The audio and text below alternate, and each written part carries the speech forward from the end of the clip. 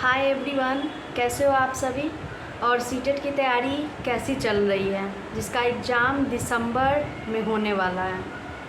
तो देखो, मैं कुछ टिप्स बताने वाली हूँ जिसको आप फॉलो करो अच्छे से सीटेट की तैयारी के लिए, क्योंकि मैं अपने एक्सपीरियंस के अकॉर्डिंग बोल रही हूँ। मैंने अपना सीटेट फर्स्ट अटैम्प्ट में क्वालिफ़ाई किया है और मैं कैसे अपनी पढ़ाई कंप्लीट की हूँ उसके लिए मैं आपको वैसा ही कुछ टिप्स बताने वाली हूँ। अगर आप उस तरीके से सीटेट की तैयारी करते हैं तो फिर क्वालिफ़ाई होने से कोई नहीं रोक सकता।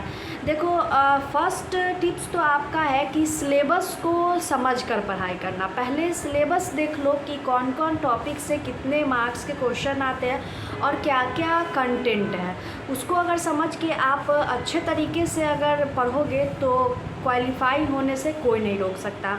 बात ये रहा कि मेन पैडागोजी पे आप ध्यान दें, क्योंकि पैडागोजी हर एक सब्जेक्ट का इंटीग्रल पार्ट अभी हो चुका है।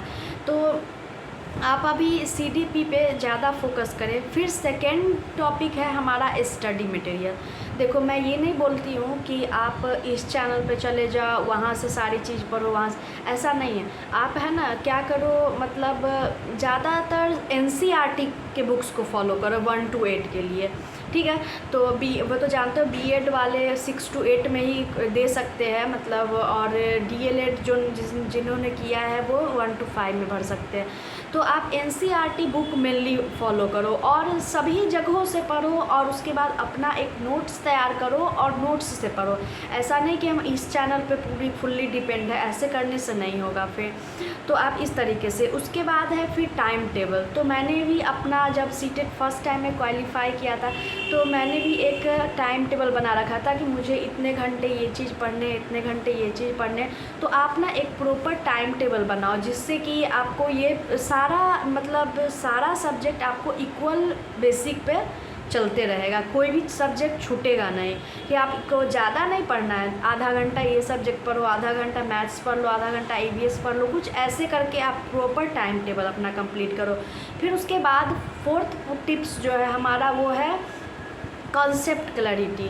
देखो, कोई भी कॉन्सेप्ट अगर आप पढ़ते हो, चाहे भी कोई भी सब्जेक्ट का हो, या वो मैथ्स का हो, ईवीएस का हो, है ना, हिंदी हो, इंग्लिश हो, सीडीपी हो, कुछ भी, तो आप उसके मतलब कॉन्सेप्ट को पूरा क्लियर करो कि कॉन्सेप्ट क्लियर अगर रहेगा तो उससे अगर क्वेश्चन आएंगे तो वो हमारे छूट नहीं सकते हैं। तो कॉन्सेप्ट हमारा क्लियर होना चाहिए, ठीक है। उसके बाद है पैडागोजी पे अगर हम बात करते हैं तो पैडागोजी जो है वो सारे सब्जेक्ट में देखा गया है ना, देखा जाता है से मतलब सीटेट की एग्ज़ाम में।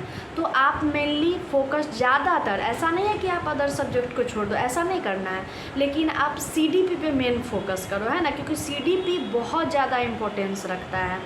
फिर हमारा नेक्स्ट है प्रैक्टिस रेगुलरली। आप ना मतलब कॉन्सेप्ट तो अपना क्लियर रखो, पढ़ते रहो, नोट्स बनाओ, एनसीईआरटी का बुक फॉलो करो, क्योंकि अगर आप एनसीईआरटी का बुक फॉलो कर रहे हो ना तो यही हमारा सीटेट ही नहीं, अगर आप एनसीईआरटी 1 to 8 अगर पूरा अच्छे से पढ़ रहे हो तो वो आपका कहीं ना कहीं तैयारी होते चला जाएगा बीपीएससी के लिए भी, ठीक है। तो दोनों आपका मैनेज, ऐसा नहीं कि इस बार हम सीटेट का पढ़ रहे हैं फिर अगली बार वही टर्म हम पढ़ रहे हैं बीपीएससी के लिए, ऐसा नहीं। अभी से पढ़ोगे दोनों चीज़ हमारा हो जाएगा कंप्लीट। तो ऐसे में क्या करो, और प्रैक्टिस करो कि मतलब सारे कंटेंट तो पढ़ो ही, साथ ही हमारा जैसे प्रीवियस ईयर बहुत ज़्यादा मेन है। तो प्रीवियस ईयर कंप्लीट करो, 2011 से 21 तक के जितने भी क्वेश्चन है, पीक्यूआई प्रीवियस ईयर क्वेश्चन है, सारे अच्छे से प्रैक्टिस कर डालो, ठीक है। उसके बाद है रिवीजन। आप जितने भी, ऐसा नहीं है कि अब पढ़ लिए, नोट्स कॉपी में रह गया, कॉपी से कॉपी में रह गया, ऐसा नहीं है। आप रिवीजन एकदम थ्रोली करते रहो। पर डे रिवीजन का एक टाइम बना लो कि इतने घंटे, मतलब 10 मिनट, 15 मिनट, आधा घंटा हमें रिवीजन करना है और वो रिवीजन करो। फिर अपने हेल्थ पे भी ध्यान दो। ऐसा नहीं कि मतलब पढ़ रहे हैं 2 बजे रात तक, 3 बजे रात तक और हेल्थ पे ध्यान नहीं दे रहे, वो गलत बात है। फिर हो गया, अगर हम लास्ट पॉइंट देते हैं तो मॉक टेस्ट और प्रीवियस ईयर क्वेश्चन पेपर। तो प्रीवियस ईयर क्वेश्चन का मैं अभी बात की हूँ। प्रीवियस ईयर क्वेश्चन के पूरा भरपूर प्रैक्टिस करो। प्रीवियस ईयर क्वेश्चन पेपर अगर अच्छे से प्रैक्टिस हो गया तो आपको सीटेट क्वालिफाई करने से कोई नहीं रोक सकता।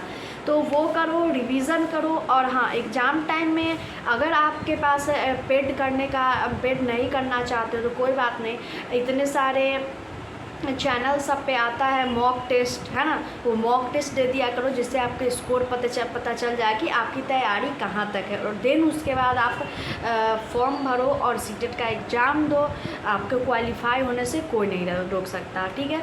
और चैनल पे पहली बार हो तो लाइक सब्सक्राइब ज़रूर कर देना। मैं अपनी एक्सपीरियंस इस पर हमेशा शेयर करूँगी, कैसे मैंने सीटेट की तैयारी की और फर्स्ट अटैम्प्ट में कैसे मैंने क्वालिफाई किया। तो चैनल पहली बार हो तो सब्सक्राइब कर देना। और किसी भी तरीके की हेल्प की ज़रूरत हो तो आप कमेंट बॉक्स में ज़रूर कमेंट करना। Okay, bye bye, take care.